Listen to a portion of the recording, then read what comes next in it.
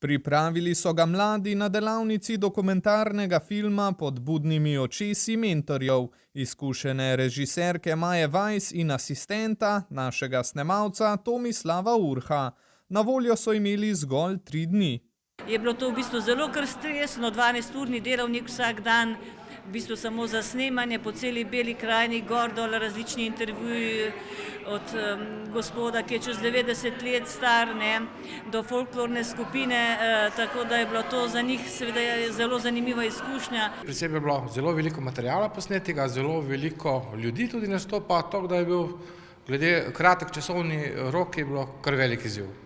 Po taboru, ki je potekal avgusta, so si vzeli nekaj časa za postprodukcijo in tako je nastal 17-minutni dokumentarni film.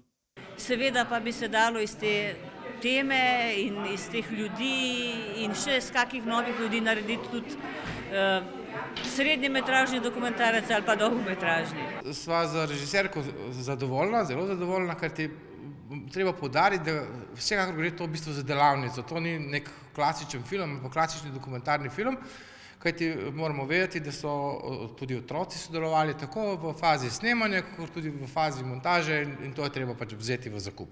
Film je zelo tak pozitiven, prisrčen, topel, govori o, bom rekel, povezovanju, medsebojni strpnosti različnih kultur v Beli krajini, konkretno pravoslavne oziroma uskoške, te dediščine, se pravi o sovplivanju na belokrajinsko, se pravi film prikazuje to toplino medčloveških odnosov. Vedno znova je potrebno uskoško zgodbo vendarle povedati, sploh v času migracij, v času spreminjanja, v času, torej v negotovem, torej vojaško-političnem času, kar ti nenazadnje zgodba o Uskoku je povezana s tem in nas spominja, torej je naša domača zabeležka teh dinamike 500 let nazaj.